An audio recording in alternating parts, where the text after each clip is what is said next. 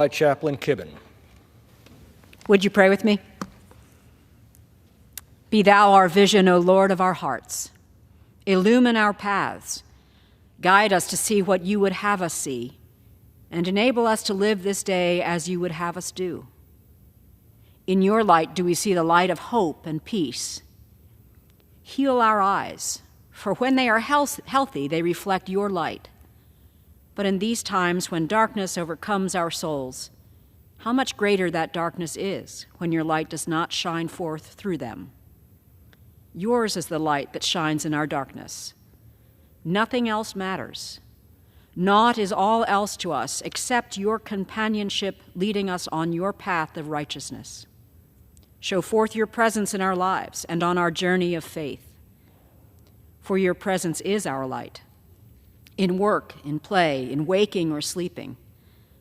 On this day, be our best thought in all the things that invade our minds, and our only consideration when night fails to put our worries at rest.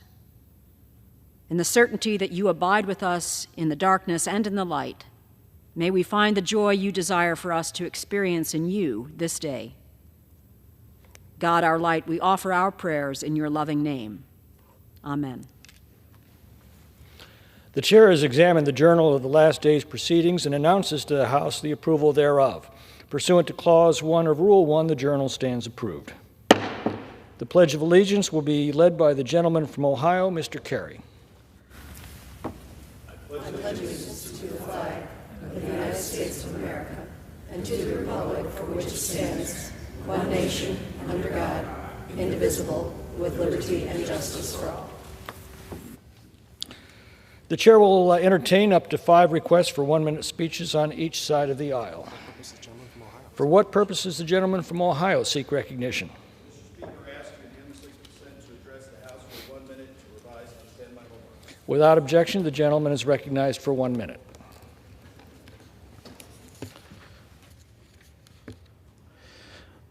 Almost 4 years ago, a determined handful of friends decided that we could help change the world. One would be the candidate, the other the wise problem solver. And the other, he would bring clarity to the new forms of campaigning. But through it all, we all agreed that one man would keep us together and make sure that we could one day be here in the nation's capital, and that was our campaign manager, Blaine Kelly. After we won, Blaine took on the monumental task of being the communications director for someone who had never served in elected office. He quickly showed how we could inform our constituents, Ohio's 15th Congressional District, of the work that we were doing on their behalf.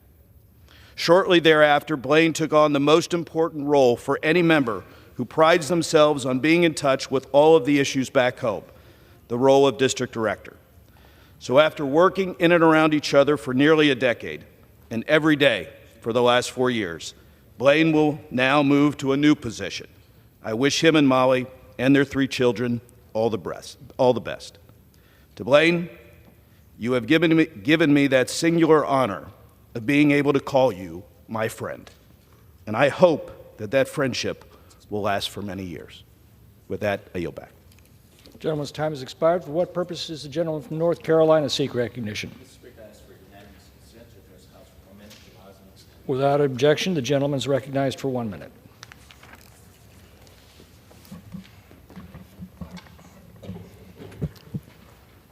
Mr. Speaker, I rise to recognize the extraordinary Oxford community and one of its most outstanding leaders, Mr. Xavier Wortham. I had the honor of spending a day in Oxford engaging with local nonprofits, educators, clergy, elected officials, and residents. We also visited the Masonic Children's Home and held a listening session. Among the many remarkable people we met, Mr. Wortham's impact stands out. For 40 years, he has served as executive director of the Oxford Public Housing Authority, providing families with crucial education, job training, and opportunities like college tours at Duke University. Mr. Wortham's tireless commitment and love for those he serves and the community is indeed a beacon of hope.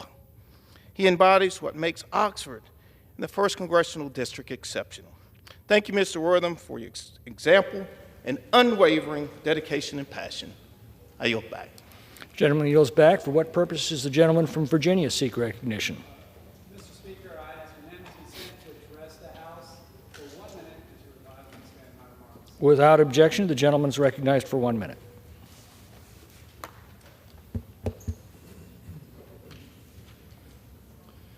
Southwest Virginia is Congressman Morgan Griffith's district, has been hit hard by storms over and over again and again in the past few months, including Hurricane Helene. I visited Damascus in October, where I cooked and served food for first responders with my team for the victims of Hurricane Helene. My thoughts and prayers have been with Southwest since then, and certainly remain today, as they deal with the consequences of continued flooding. I rise today to recognize and commend the 9 members of the Lynchburg Fire Department's Urban Search and Rescue team who recently deployed to Southwest Virginia in anticipation of further flooding. The Lynchburg Search and Rescue team represents what it means to be a proud Virginian. No matter where you are in the Commonwealth, when you're in need, a fellow Virginian gives you a hand.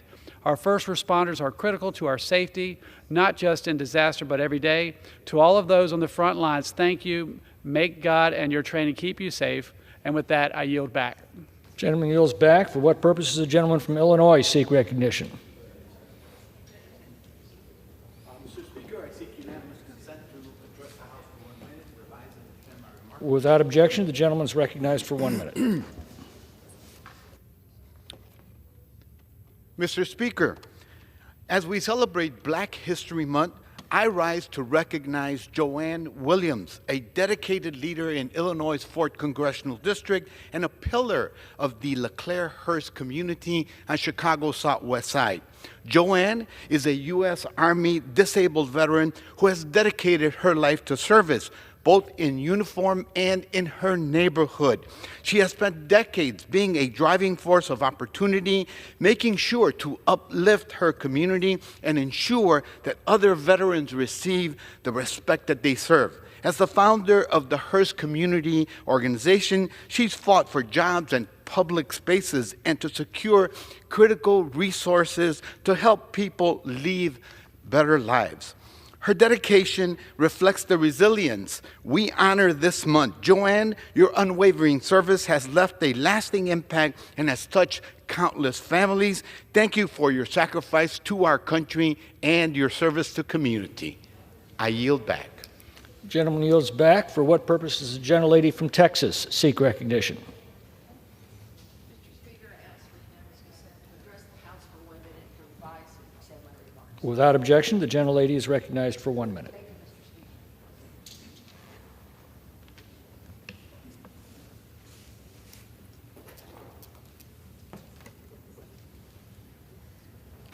you, Mr. Speaker. Mr. Speaker, I rise today for dreamers, young people brought to this country as children through no fault of their own. They grew up in our schools, played with our children, pledged allegiance to our flag, and have made our country every single day strengthened in every way. They are doctors, teachers, lawyers, essential workers, and business owners. They pay taxes, and they keep the American dream alive. But they still live in a life of limbo. Imagine building a life here, only to be told to leave for a country you don't even remember, much less sometimes even speak the language. Even the president agrees that it's not fair. Congress must act. More than 70% of Americans agree dreamers deserve citizenship. That's why yesterday I reintroduced the bipartisan American Dream and Promise Act to give dreamers the security they deserve and a real path to citizenship. Over 200 members of Congress from both sides of the aisle joined me in doing that. And also over 100 organizations from across America representing all sectors of our economy. And our message is clear to dreamers. Your home is here. We will fight for you. Si se puede. Thank you, and I yield back. The gentlelady's time has expired. For what purpose does the gentlelady from Illinois seek recognition?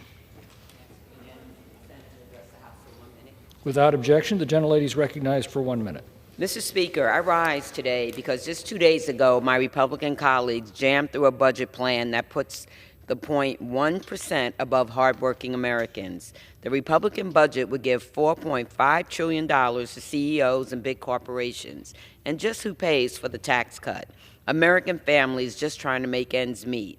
The Republican cuts $880 billion from Medicaid, at least. It doesn't matter whether someone's a Democrat, a Republican, an independent, or a non-voter. Americans across the country will either lose health care or see their premiums increase. And all the federal workers that Elon Musk and Doge decided to fire for no justifiable reason will lose their health care also. Republicans represent millions and millions of Americans who rely on Medicaid and CHIP, and none of them, not a single one, voted with these constituents in mind. I yield back. He yields back. For what purpose does the gentleman from California seek recognition? Mr. Speaker, I seek unanimous consent to address the House for 1 minute. Without objection, the gentleman is recognized for 1 minute. Mr. Speaker, the Republican budget calls for $1 trillion in Medicaid cuts to pay for tax breaks for the very wealthy. 83% of the tax breaks go to 1% of Americans. And what do these Medicaid cuts mean? It means the closure of hospitals and seniors denied coverage in long-term care. Now, Elon Musk talks about reducing deficits, but this bill would add $2.8 trillion to the deficit, taking it to $24.9 trillion. Here's what's going on in the Republican family. While Musk and Doge scrounge around for change under the couch, Speaker Johnson is running the credit card, bankrupting our nation. They're taking away your Medicaid to line the pockets of the wealthiest Americans who are controlling our government. The gentleman yields back. For what purpose does the gentleman from Ohio, Mr. Latta, seek recognition?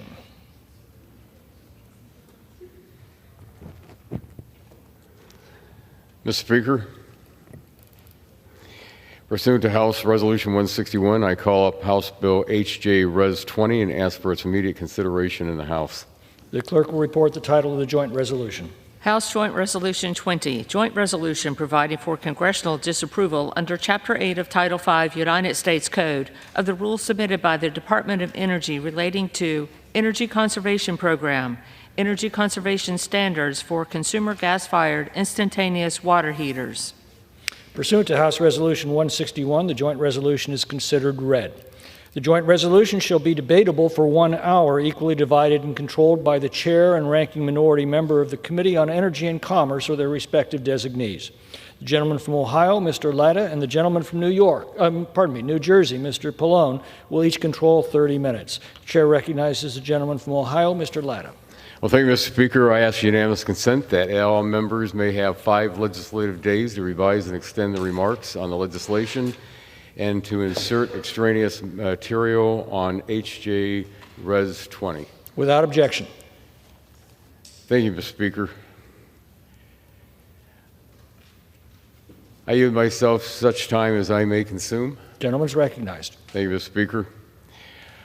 On December 26th, while American families are enjoying the holidays, the Biden administration's DOE issued a final rule once again setting cost-prohibitive energy conservation standards for gas-fired instantaneous water heaters. Today, the House will consider the gentleman from Alabama's 6th District's legislation, H.J. Res. 20, to overturn this egregious standard. Under the Energy Policy and Conservation Act, EPCA, in order to promulgate a new or amended energy efficiency standard, the DOE must find that the standard be cost-effective, technologically feasible, and result in a significant conservation of energy. This amended standard does not meet that criteria and should be repealed. In this final rule, the DOE fails to adequately estimate the cost difference between condensing and non-condensing water heaters. This difference will result in a significant cost increase for consumers, especially low-income households and seniors, by removing more affordable options from the market. In fact, the DOE itself estimated the amended standard would increase the cost of a new water heater models by $231. However, the DOE failed to adequately estimate the cost of difference between condensing and non-condensing models in this assessment. On top of expensive installation costs, industry stakeholders estimate the actual cost increase for American consumers will range between $450 to $665 per unit. This staggering increase is not cost-effective, as stipulated by EPCA, and is unattainable for many families. The Biden-Harris administration consistently ignored this stipulation in a number of rulemakings, and the gas heater rule is no different. This amended standard will ban approximately 40% of tankless gas water heaters currently available, forcing consumers to purchase significantly more expensive or less efficient models. Not only do bans on gas appliances infringe on consumer choice, but it also increases strains on our nation's grid, which cannot sustain such massive and rapid amounts of forced electrification without new baseload generation coming online. President Trump, understanding the serious concerns of the unjustified energy efficiency standards posed for consumers, issued an executive order on day one to unleash American energy. This EO stated that it is the policy of the United States to safeguard the American people's freedom to choose from a variety of goods and appliances. Additionally, this administration has paused implementation of this final rule and issued a statement of administrative policy supporting H.J. Res. 20. Congress should pass H.J. Res. 20 to right the wrongs of the previous administration, execute President Trump's agenda, and protect our consumers. I thank the gentleman from Alabama's 6th District for this leadership, and I urge my colleagues to vote yes, and I reserve the balance of my time. Gentleman reserves. The gentleman from New Jersey is recognized. Thank you, Mr. Speaker. I yield myself such time as I may consume. Gentleman is recognized. I rise in strong opposition to H.J. Res. 20, the second Republican resolution in just 2 days that will raise energy prices on Americans. And this harmful resolution guts the Department of Energy efficiency rule on gas instantaneous or tankless water heaters. Energy efficiency standards like the one Republicans are going after today are a popular, common-sense tool to save Americans money on their energy bills. President Trump ran on a promise to cut energy costs in half in his first year. But now Republicans and their billionaire friends are only making themselves richer while sending American utility bills through the roof. Unfortunately, I guess it should not come as a surprise, considering that earlier this week, Republicans moved forward with a budget that includes devastating cuts to Medicaid and food assistance for our kids, our seniors, our veterans. Also, Republicans can give tax breaks to their millionaire buddies. Now, let me start off by dispelling a few myths about the water heater standards targeted by this resolution. First, these standards do not ban gas water heaters. Regardless of what the right-wing media and fossil fuel groups say, DOE cannot ban appliances based on their fuel type. Second, these standards do not remove consumer choice. American families can still walk into a store, pick out a gas tankless water heater, and have it installed in their homes. In fact, these standards preserve consumer choice. They ensure that all products on the market meet a certain level of energy efficiency so consumers can shop with confidence. The standards impact less than 10% of the gas water heater market, and right now 60% of all models on the market already meet these standards. This isn't an effort to pull products from shelves. Instead, it's an effort to raise the quality of the products on the shelves. That's what we're trying to do with the standards. And third, and most importantly, these standards do not increase costs for consumers. They reduce total costs over the life of a water heater and save $3.1 billion, I'll repeat that, $3.1 billion for consumers over 30 years. They're also projected to reduce carbon dioxide emissions by 32 million metric tons over 30 years. So to summarize, these standards allow gas tankless water heaters to stay on the market, they preserve consumer choice, and they lower costs for Americans, and they reduce emissions. So it's no wonder that these efficiency standards are supported by consumer advocates and American manufacturers. I stress, American manufacturers of these products support the standards. They want to preserve the standards. The Republican resolution before us today completely nullifies these energy efficiency standards. It steals essentially $3.1 billion in savings from Americans, and because it's a Congressional Review Act resolution, it goes one step further and prevents DOE from issuing substantially similar standards in the future. Now, why are Republicans pursuing something that's bad for consumers? Because it's good for the gas industry. The American Gas Association and foreign manufacturers are on the side of this Republican resolution that will terminate the standards. And why? Because inefficiency or inefficient appliances mean that gas companies sell more gas. Now, if you look at where the manufacturers stand on this, 3 out of 4 major water heater manufacturers are in favor of the standards and are opposed to this resolution. All 3 of the manufacturers that support the efficiency standards are American manufacturers, and they have factories in many Republican districts across the country. Foreign manufacturers, however, are lobbying against these standards because they don't want to spend a comparatively small amount of money to retool their factories to produce more efficient water heaters. And I understand that companies are reluctant to spend money, but what I don't understand is why Republicans are willing to rob Americans of $3.1 billion in savings, all to help multi-billion-dollar foreign companies save a few $1 million. Look, Republicans have made their choice. They have basically sided, and it's not, I guess, that surprising, with their oil and gas friends, and they have sided also, in this case, with foreign manufacturers. So for the sake of American families, American manufacturers, and our climate, I urge my colleagues to oppose this resolution, and I reserve the balance of my time, Mr. Speaker. Gentleman reserves. The gentleman from Ohio. Mr. Speaker, I yield 2 minutes from the gentleman from Texas, the Vice Chair of the Energy and Commerce's Energy Subcommittee. The gentleman is recognized for 2 minutes. Thank you, Speaker McClintock. It's interesting to hear the made-up stories on the other side of the aisle, the once-upon-a-time stories, if you will. Nonetheless, in the 11th hour, Joe Biden, or maybe more accurately his handlers, pushed through yet another overreaching regulation that forces the federal government into Americans' homes, dictating what appliance Americans can use or cannot use. Newsflash, this is America. The government has absolutely no business making these decisions for hardworking families. For consumers, not Washington bureaucrats, should decide what works best for their homes and for their families. Yet, thanks to Biden's mandate on his way out the door, I might add, American families are now looking at a whopping $235 million in additional cost every single year.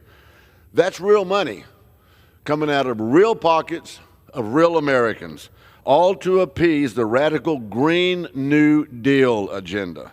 Today, that ends. House Republicans are taking action to stop this federal overreach. H.J. Res 20, introduced by my colleague, Gary Palmer, sends a clear message. We reject the Biden administration radical energy mandates. This resolution expresses congressional disapproval of the Department of Energy's rule that effectively bans certain natural gas water heaters, which burdens families with higher costs while stripping them of consumer choice. House Republicans will continue to fight to protect American families from Washington's overregulation and ensure that those same hardworking Americans, not government bureaucrats, decide what appliances belongs in their homes. I urge my colleagues to support H.J. Res 20 and stand for consumer choice, affordability, and freedom. And I yield back, Mr. Speaker. Gentleman from Ohio reserves. The gentleman from New Jersey is recognized. Mr. Speaker, this time I'd like to yield such time as she may consume to Ms. Castor from Florida, who is the ranking member of our Energy Subcommittee. Gentlelady is recognized. Thank you, Mr. Speaker, and I want to thank the ranking member for yielding the time. Mr. Speaker, here we are at the end of February, 2 months into the new congressional session, and House Republicans haven't offered one bill to lower the cost of living for our neighbors back home. Instead, they bring this silly bill to the floor, a bill to force working families to spend more money, to use more energy, and to sell out American manufacturers. Meanwhile, Republicans in Congress have stood idly by while there has been an illegal shutdown of grants and loans to our local communities and nonprofits that help people save money and help families. Plus, House Republicans didn't raise any concern when the new president illegally fired inspectors general and prosecutors that are charged with rooting out waste, fraud, and abuse, and that includes in the Department of Energy. And it gets worse, because Republicans now are barreling toward a massive tax giveaway to billionaires paid for on the backs of American families, children, our neighbors with disabilities, our older neighbors and grandparents in nursing homes. This is not business as usual. And I know the Republicans bring a bill here and they say, okay, this is just like we've always done. This is not business as usual. Where is the House Republicans' outrage that everything they've worked on, congressionally mandated through appropriations, is just illegally frozen? It's not business as usual. And this resolution is the latest of a whole lot of nonsense. They're in Washington, D.C. We've wasted hours and hours over the past couple years trying to demonize energy-efficient appliances. These kind of appliances are popular.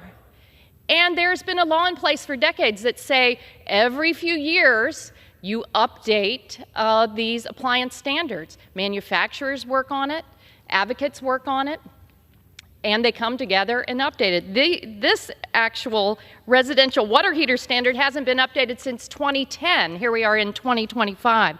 And the standard we're discussing today affects less than 10% of all water heater sales. And most, over 100 of these models already meet this standard. Meanwhile, if you want to talk about cost savings, it was Democrats that put in place tax credits and rebates to help everyday Americans lower the cost of their energy bill on appliances. But this is one of the reasons we're so angry. Part of the illegal freeze on government initiatives also impacts the monies that should be going into the pockets of our neighbors back home.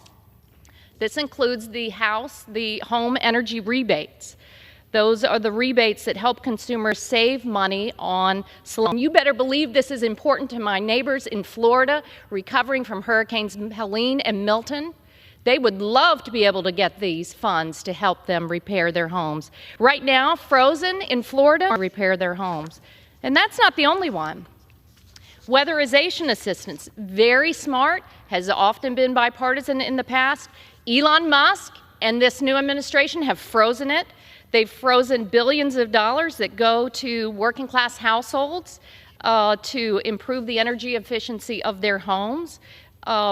In Florida alone, $94 million that should be flowing to my neighbors to help them weatherize their homes and save money. It's frozen.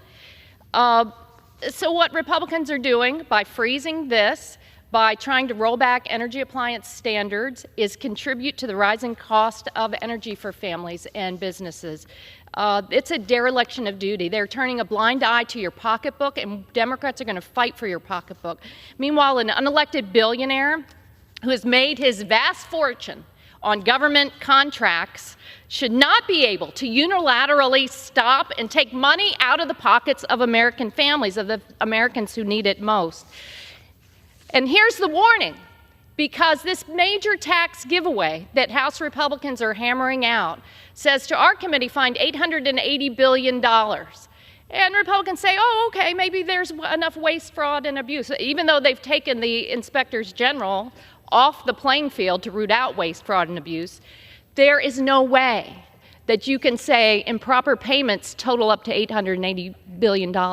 So don't gaslight us. And you're going to have less health care for your grandparents, your children. It's not right, and we're not going to stand for it. Who really benefits here on this gas, on tankless water heaters? Let's pull the curtain back. Big corporate housing developers who, as they build homes, often install a slightly cheaper, less efficient model, and they pass on the cost of higher energy bills to that new homeowner for the next 20 years. Foreign manufacturers are going to benefit here, not the American manufacturers who have participated in these energy efficiency standards. It's the foreign manufacturers who will get to sell their inferior, less efficient appliances and home. It's a warning. It's a warning shot across the bow that this is not business as usual. It's a hold on to your wallet moment, because the unelected billionaires who are calling the shots, who are reaching into your wallet, who are going to take away your health care, they want to rule the day. And I'm going to tell you, House Democrats are not going to stand for it. We're going to continue to hold Republicans accountable. We're going to hold this administration accountable. We're going to hold on. We're going to fight for your wallet and your pocketbooks. And we're going to make sure that this kind of ridiculous stuff, you're not going to be able to say this is business as usual here in the House of Representatives. It's not. We believe in checks and balances. We believe in debt and saying that their health doesn't matter in this country. It does. So, Mr. Speaker, I urge all of my colleagues to vote no on this resolution. It's not business as usual, and people need to know it. Thank you. I yield back. Gentleman from New Jersey reserves. The gentleman from Ohio is recognized. Thank you, Mr. Speaker. At this time, I yield 3 minutes to the sponsor of the resolution, the gentleman from Alabama's 6th District. Gentleman's recognized for 3 minutes. It's amazing to me to listen to my Democratic colleagues talk about the cost of living going up. I mean, the first week of the Biden administration, they shut down Keystone XL pipeline. They implemented energy policies that immediately caused energy costs to go up, causing massive suffering, massive inflation. Inflation hit 9%. And it's amazing to me that they come in here and make these statements, and the American people figured it out. That's why they're in the minority, because the American people were tired of being told what to do, what they could buy, what they could wear, what they could use. And here we are, and you're hearing the same cold rhetoric that leads to cold homes and cold water. That's why I introduced this resolution, because we're determined to restore a quality of life in this country that we enjoyed before the Democratic Party took over the White House and the House and Senate. We believe that we can help the American people be able to afford their groceries, afford an automobile, afford education, and that's why we're doing what we're doing. And I rise today in support of House Joint Resolution 20. The Congressional Review Act is in response to the Biden-Harris administration's last-minute, overreaching attempt to ban natural gas water heaters. If this rule is not stopped, a substantial number of Americans would be forced to purchase more expensive and less efficient models of water heaters. In fact, 40% of consumers directly impacted by this rule would face a cost increase, and I mean a significant cost increase, and particularly hard on senior citizens and low-income families. Additionally, this rule's mandate of fuel switching would set a dangerous precedent for natural gas appliances. We know they've already tried to ban natural gas stovetops. This will allow future Democratic administrations to restart their party's regulatory attack on our home appliances. I know when the government steps in to pick winners and losers, there are manufacturers of competing products that would profit. It's amazing to me that they talk about a United States-based company. This company is based in Georgia, and you claim that it's foreign manufacturing. What do you say about Toyota and Honda and Mercedes, Kia, and the other foreign-owned companies that are based in this country, creating American jobs, providing incomes for American families?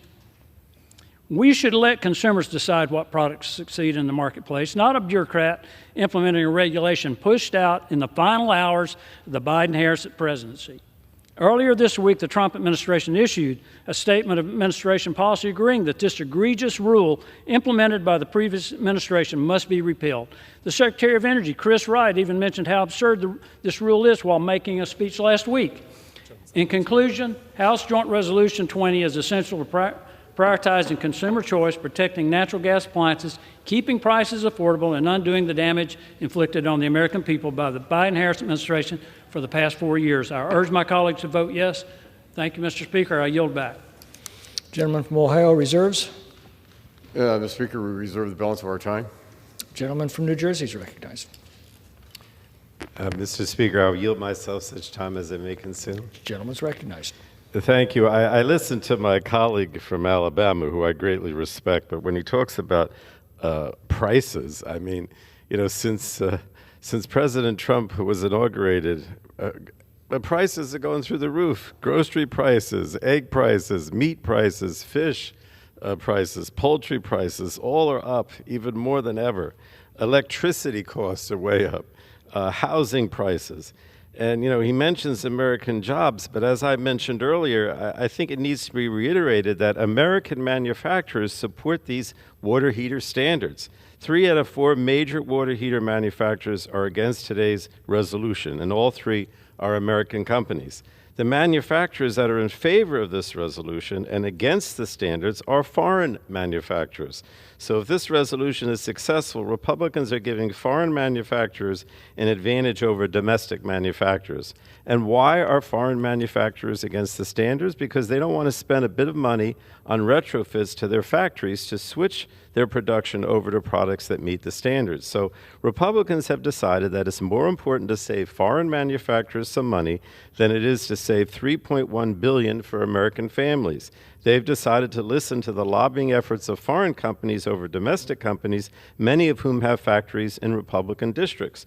It just doesn't make any sense to me. The Trump administration is all about America first, but when it comes down to it, the words are meaningless. Republicans aren't here to stand up for American families and American companies. It's very much the opposite. They're here to attack regulations and help out their big oil and gas friends. So again, Mr. Speaker, I urge my colleagues to stand with American companies and families and to vote against this resolution, and I reserve the balance of my time. I'm sorry, Madam Speaker, I didn't see the switch. Yes, that's quite all right. The gentleman from New Jersey reserves. The gentleman from Ohio is recognized. Madam Speaker, I yield 4 minutes to the gentleman from Georgia's 3rd District. Gentleman from Georgia is recognized. Madam Speaker, I commend the gentleman from Alabama, Mr. Palmer, for his leadership on this resolution, and I rise today in strong support of H.J. Res. 20, a resolution authorized by the Congressional Review Act that will enable our Congress to repeal a job-killing regulation that would ban and eliminate non-condensing tankless water heaters, an American product made by blue-collar American workers in the heart of my congressional district in Georgia. This regulation was imposed on December 26, 2024, the midnight hour of the Biden administration, and the day after Christmas, putting in peril the livelihoods of hundreds of my constituents during the holiday season. Madam Speaker, I should also note the timing of this regulation was 7 weeks after Americans overwhelmingly rejected the Biden-Harris regulatory regime. To my colleagues who support the free market, this job-killing regulation eliminates consumer choice by effectively enabling nameless and faceless bureaucrats to choose which companies may operate and which companies may not operate in the marketplace for household appliances. Ultimately, under this regulation, the American consumer would suffer, and in my congressional district, hundreds of hardworking Georgians would be without a job. And that is why I urge my colleagues to join me in support of this critical legislation. To put everything that we've heard today into perspective, non-condensing tankless water heaters account for 40% of our country's tankless water heater market. A majority of those water heaters are manufactured in my congressional district in the heart of Georgia by an incredible company called Rinnai America Corporation. These appliances are the most advanced and efficient non-condensing tankless water heaters on the market, and perhaps most importantly, which I would encourage the other side to research, Rinnai America is the only company that builds non-condensing tankless water heaters on American soil. Rinnai America is headquartered in my hometown of Peachtree City, Georgia, and 3 years ago, it opened a state-of-the-art manufacturing facility in Griffin, Georgia, 2 cities I proudly represent in this Congress. Over 500 of my constituents are working to manufacture and market these water heaters the Biden administration attempted to outlaw. The job-killing regulation we seek to repeal today is another painful example of the radical left's never-ending war on hydrocarbons and American energy production. And the sinister purpose of this regulation was to try to single out and eliminate an American manufacturer of water heaters to benefit their competitors. Madam Speaker, our colleagues on the other side of the aisle have spent an enormous amount of time the past few weeks arguing that they are the party of blue-collar American workers. Well, in the spirit of bipartisanship, I encourage my Democrat colleagues to join me in support of this resolution to protect and champion hundreds of blue-collar American jobs in the heart of our country. And to my Republican colleagues, let's join together as a team and end this war on American energy production now. As the distinguished gentleman from Alabama noted, President Trump's White House has explicitly endorsed this resolution, and I urge all of my Republican colleagues to join us and vote for this critical legislation to empower consumer choice, champion American manufacturing, and save blue-collar jobs in the heart of our country. Madam Speaker, I yield back. The gentleman from Georgia yields. The Madam gentleman Speaker, from Ohio. A reserve. The gentleman from Ohio reserves. The gentleman from New Jersey is recognized. Thank you, Madam Speaker. I just yield myself such time as I may consume.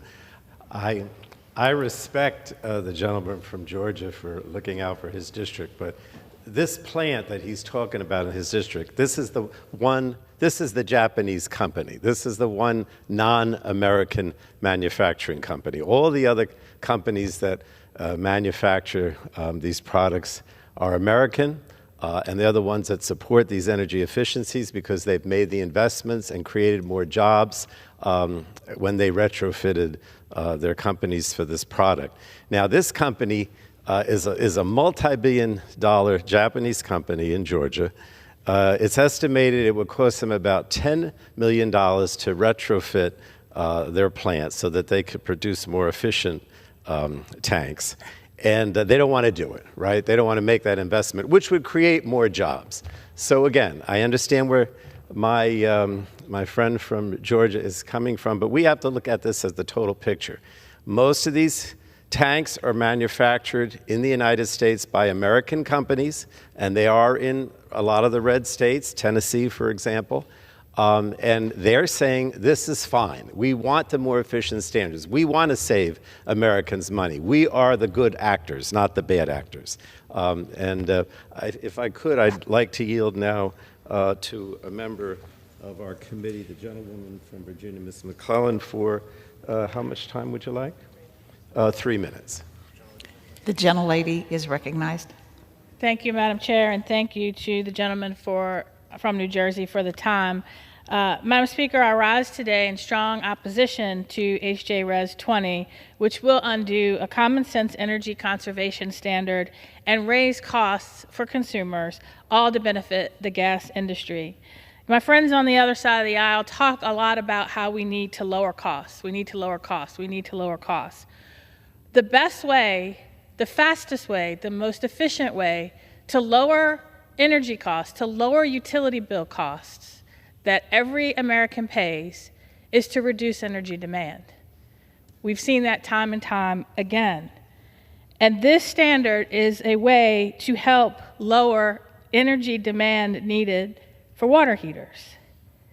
Energy efficiency standards are popular, and it's a common sense tool, and again, the fastest way to save taxpayers and American people money on their energy bills. This resolution targets these standards, not realizing that these standards will save consumers $3.1 billion.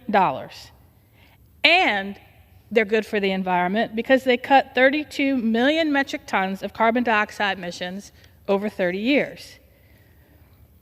As you heard, all major manufacturers already sell models that meet these standards, which is why they widely support the standards. Consumer groups widely support the standards. Efficiency advocates widely support the standards. Consumers widely support the standards. And again, the only manufacturers that oppose them are the foreign manufacturers and industry CEOs who make more money when water heaters are less efficient and use more gas. So I urge my colleagues to reject this resolution and live up to the promise of lowering costs for the American people by lowering their energy bills. Thank you, and I yield back. He yields back. The gentleman from New Jersey. Do you reserve?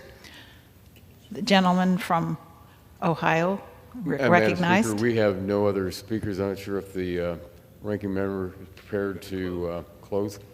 You're prepared to close? The gentleman from Ohio reserves. The gentleman from New Jersey is recognized. Thank you, Madam Speaker, and I yield myself such time as I may consume. I just want to call out some of the problems that I see on the Republican side in terms of their arguments, which we've heard this morning. Over the last 2 years, Republicans have claimed that they care about energy costs, and on the campaign trail, they repeatedly promised to lower cost and lower inflation, but again, none of their actions line up with their promises. And if you're paying attention to energy load growth in this country, you know that in addition to increasing generation, we have to incorporate ways of reducing energy demand, and energy conservation standards are one of the tools that help lower costs and help reduce demand. Now, the previous administration's efficiency standards are estimated to save consumers $1 trillion over 30 years. That's $1 trillion. The water heater standards alone will save, as I said, $3.1 billion. And that is if Republicans don't kill the standards right here today, which is what they're doing. Because Republicans don't want Americans to realize those savings. They want Americans to be stuck with older, energy-guzzling appliances that cost more money every time you turn them on. And I think that's ridiculous, and so should everyone else in this chamber. Republicans claim they're concerned about the higher upfront costs of these appliances, but 2.5 years ago, when we voted on the Inflation Reduction Act, which contained $9 billion in rebates and other investments in lowering the cost of energy efficiency appliances, Republicans all voted no. So let's review. They don't want to make positive economic investments because they're concerned about the upfront costs. But then they also refuse to take action to lower those costs. If we brought the mentality to the private sector, you'd be fired in a heartbeat. But that's the orthodoxy in today's Trump-Musk Republican Party. Lowering energy costs for consumers via efficiency gains used to be a bipartisan issue. We made real progress on this in 1992 and again in 2005. But somewhere along the way, Republicans decided to become the party of higher energy costs rather than the ones fighting for the American homeowner. And that's a real shame. And for that reason, I urge my colleagues to vote no on this resolution, and I yield back the balance of my time, Madam Speaker. The gentleman from New Jersey yields. The gentleman from Ohio is recognized. Thank you, Madam Speaker. I yield myself as much time as I may consume and close. You know, we've heard from various speakers today, but I think it's really important to point out once again, because of the Biden-Harris administration gas rule, on the gas heater rule, we're going to ban approximately 40% of the tankless gas water heaters currently available, forcing consumers to have to pay more and get less efficient models. This doesn't make sense. And not only are we going to does this rule go on to ban these gas appliances infringing on consumer choice, but it also increases strains on the nation's grid, which cannot sustain such massive and rapid amounts of forced electrification without new baseload generation coming online. It's also, you know, when we talk about this loss of consumer choice, but DOE underestimated the cost by $231 because, you know, when you look at the actual costs out there from the industry stakeholders are estimating, it's going to bring the cost up between $450 to $665 per unit. And I think it's also important to note this. In the last Congress, in the Energy and Commerce Committee on the Energy Subcommittee, I asked everybody that came before us the same question when we had this testimony that concerned it. Do we have to have more energy in this country or less? And everybody said the exact same thing. We have to produce more energy in this country. But we also have to make sure we're producing the energy to make that energy in this country. And Republicans have led that way with us, starting back in 2008 with our all-of-the-above energy policy, which said we weren't going to pick winners and losers. We're going to let the consumer decide and let the market decide. And that's important, because if we're going to make sure we can become energy independent in this country, we have to start thinking about those things, and it's important. So, Madam Speaker, I urge the passage of H.J. Res. 20 and yield back the balance of my time. The gentleman from Ohio yields. All time for debate has expired. Pursuant to House Resolution 161, the previous question is ordered on the joint resolution. The question is on engrossment and third reading of the joint resolution. Those in favor say aye. Those opposed, no. The ayes have it. Third reading. Joint resolution providing for congressional disapproval under Chapter 8 of Title 5 United States Code of the rules submitted by the Department of Energy relating to Energy Conservation Program, Energy Conservation Standards for consumer gas-fired instantaneous water heaters. The question on passage of the joint resolution. Those in favor say aye. Those opposed, no. The ayes have it. The joint resolution. Ask the yeas and the nays. The yeas and nays are requested. Those favoring a vote by the yeas and nays will rise. A sufficient number having risen, the yeas and nays are ordered. Members will record their votes by electronic device. It's a 15-minute vote. Do I hit the thing?